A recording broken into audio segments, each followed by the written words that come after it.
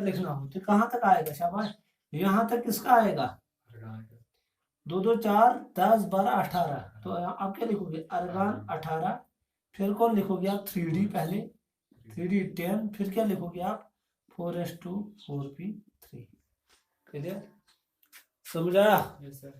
ये थी electronic configuration. उसके बाद हम क्या लिखते हैं? शाबाश, इसका और एक प्रॉपर्टी वो है atomic radius and ionic radius. क्या? इसीलिए आपको पता है इस पी ब्लॉक को, ये सबसे बड़ा चैप्टर है, इसको इसीलिए ज्यादा टाइम लगता है क्योंकि यहाँ पे हर कोई पॉइंट क्या करना पड़ता है? क्लियर करना पड़ता है। इसके बाद क्या पढ़ना है हमें? शाबाश, atomic radius and ionic radius. अगर आपने मेरा पीरियोडिक क्लासिफिकेशन का चैप्टर अच्छी तरीके से रीड किया होगा, मैंने वो अपलोड भी किया है। हाँ, agps.education.com, agps.education.com उस पर है। तो वहां पे आपको मिलेगा, देखो वहां पे आपको फिर समझ आएगा क्या जो मैं बता रहा हूँ वो क्यों हो रहा है। रीजंस वहां पे है, रीजंस यहाँ पे हमें खाली क्या करना पड़ता है? अप्लाई। अब हमें क्या देखना है? एटॉमिक रेडे एंड आयोनिक रेडे। वहां पे सॉल्यूशन भी है, वहां पे इलेक्ट्रोकेमिस्ट्री भी है वहां पे। हाँ, तो समझे? Yes sir. Atomic radii and ionic radii. देखो, nitrogen, phosphorus, arsenic, antimony and bismuth. अगर आपने देखा होगा पीरियोडिक टेबल में, जब हम क्या देखते हैं, जब हम left to right periodic table में जाते हैं एटॉमिक साइज डिक्रीज हो जाता है। क्या? डिक्रीज। और जब हम टॉप टू बॉटम जाते हैं तो एटॉमिक साइज इंक्रीज हो जाता है। तो यहाँ पे क्या हो जाएगा? अगर आप नाइट्रोजन टू बिस्मथ जाओगे तो एटॉमिक साइज क्या हो जाएगा? इंक्रीज। अब रीजन देखना है हमें। अब रीजन ये है कि जो जब हम डाउन द ग्रुप जाते हैं, बेशक एटॉमिक नंबर इंक्रीज हो जाता है, जेड इफेक्टिव भी इंक्रीज हो जाता है, मगर यहाँ पे क्या? नंबर ऑफ शेल्स इंक्रीज हो जाती है। जब नंबर ऑफ शेल्स इंक्रीज हो जाती है तो उसके कारण क्या हो जाता है? Increasing number of shells dominates over the क्या? इंक्रीजिंग एटॉमिक नंबर और इंक्रीजिंग क्या? Z effective. जेड इफेक्टिव का मतलब हो गया effective nuclear charge. Effective nuclear charge की वजह से साइज क्या हो जाता है? साइज डिक्रीज हो जाता है। मगर यहाँ पे क्या है? नंबर ऑफ शेल्स इंक्रीज होती है, उसके कारण क्या? शाबाश, साइज बढ़ जाता है। तो आप सीधे लिख सकते हो फ्रॉम नाइट्रोजन टू क्या? शाबाश, बिस्मथ एटॉमिक साइज इंक्रीज। मगर आपको याद रखना है, मैंने इसको बताया, ये जो इंक्रीज है ये खाली कहां से कहां तक हो रहा है? Nitrogen to phosphorus. Nitrogen to क्या? ज्यादा इंक्रीज यहाँ पे भी हो रहा है इंक्रीज आर्सेनिक टू क्या? बिस्मथ।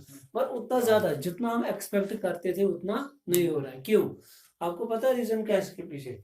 क्योंकि जब हम आर्सेनिक टू बिस्मथ जाते हैं तो डी एंड एफ ऑर्बिटल्स भी इसमें क्या इन्वॉल्व होते हैं, उनमें भी इलेक्ट्रॉन चले जाते हैं।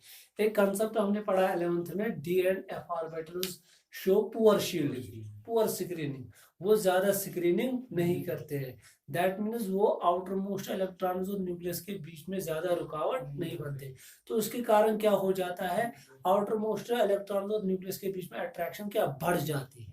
अगर बीच में शील्डिंग ज्यादा होती, रिपल्शन, शील्डिंग मतलब यह रिपल्शन, अगर बीच के इलेक्ट्रॉन्स की रिपल्शन क्या होती? ज्यादा। अगर बीच के इलेक्ट्रॉन्स की रिपल्शन ज्यादा होती तब जाके क्या हो जाता? तब उस टाइम शाबाश, जो साइज वो बहुत ज्यादा इंक्रीज हो जाता है। और यहाँ पे डी एंड एफ ऑर्बिटल्स में इलेक्ट्रॉन जाने की वजह से क्या हो जाता है? वो पुअर शील्डिंग करते हैं और उस पुअर शील्डिंग की वजह से यहाँ पे उतना ज्यादा इंक्रीज इन एटॉमिक साइज और आयोनिक साइज नहीं देखने को मिल रहा है। क्लियर? ये रीजंस हैं, आप टेक्स्ट खोल के देख लीजिए, वहां पे लिखा हुआ है, पर यहाँ पे मैं थोड़ा बहुत आपको समझा रहा हूँ। क्या? तो आप लिख सकते हो atomic size क्या? Atomic size increases while moving from nitrogen to bismuth because increase in the number of shells dominates over the increase in Z effective. Clear? समझ आ रहा है? तो ये आप यहाँ पे लिख सकते हो.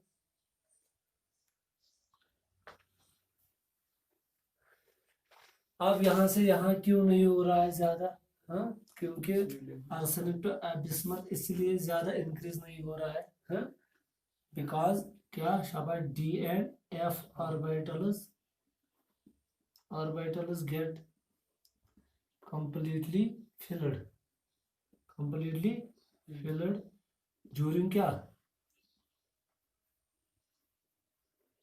During electronic configuration which show poor shielding and hence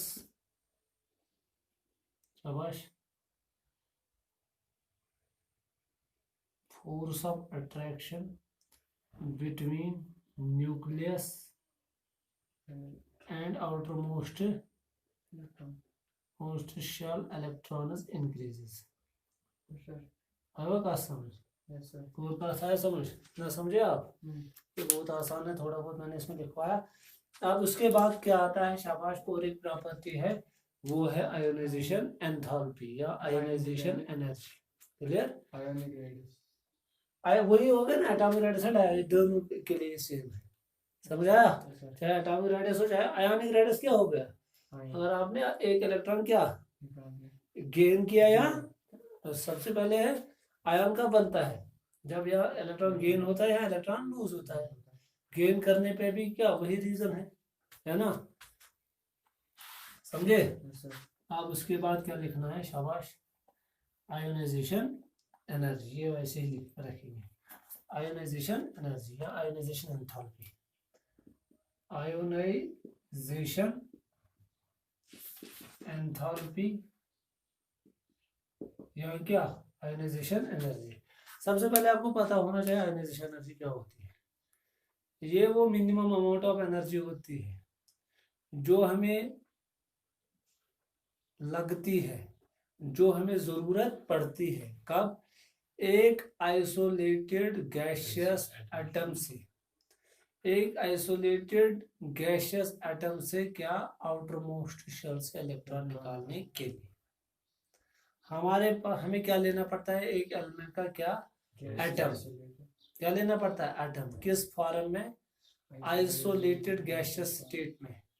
और फिर वहां से क्या? इलेक्ट्रॉन रिमूव करने को जितनी हमें क्या शाबाश एनर्जी लगेगी उसको हम क्या बोलते हैं? आयोनाइजेशन एनर्जी और आयोनाइजेशन एंथैल्पी. समझ आ रहा है? अब आप खुद सोच लीजिए, क्योंकि डाउन द ग्रुप अभी आपने देखा एटॉमिक साइज क्या हो रहा है? इंक्रीज हो रहा है. क्या न्यूक्लियस आउटर मोस्ट शेल के इलेक्ट्रॉन्स को उतना होल्ड कर पाएगा? नहीं, क्योंकि साइज बढ़ रहा है. इन जनरल साइज क्या बढ़ रहा है? जब साइज बढ़ रहा है न्यूक्लियस का आउटर मोस्ट शेल के इलेक्ट्रॉन्स में उतना क्या होल्ड नहीं रहता है. तो तब जाके क्या होता है? Down the group ionisation energy decrease होती है. क्या होती है? Ionisation energy. क्यों? क्योंकि down the group ionic radius और एटॉमिक रेडियस इंक्रीज हो रहा है. उसके कारण उस बड़े साइज और एटम से इलेक्ट्रॉन निकालना क्या आसान होता है, क्योंकि जितना साइज छोटा हो उतना न्यूक्लियस और इलेक्ट्रॉन्स के बीच में क्या अट्रैक्शन ज्यादा रहती है. तो इलेक्ट्रॉन निकालना क्या शाबाश डिफिकल्ट होता है. तो आप इसमें लिख सकते हो, लिखो इसमें लिखो, ionisation enthalpy decreases down the group. Ionization enthalpy decreases down the group due to gradual increase in atomic size.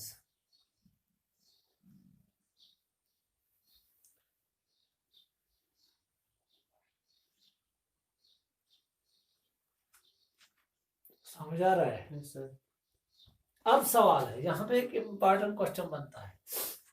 जो आयोनाइजेशन एनर्जी है, जो आयोनाइजेशन एनर्जी ऑफ ग्रुप 15 है, ओ ग्रुप 15 के एलिमेंट्स की जो क्या होती है आयोनाइजेशन एनर्जी, वो ज्यादा होती है, किससे? Ionisation energy of group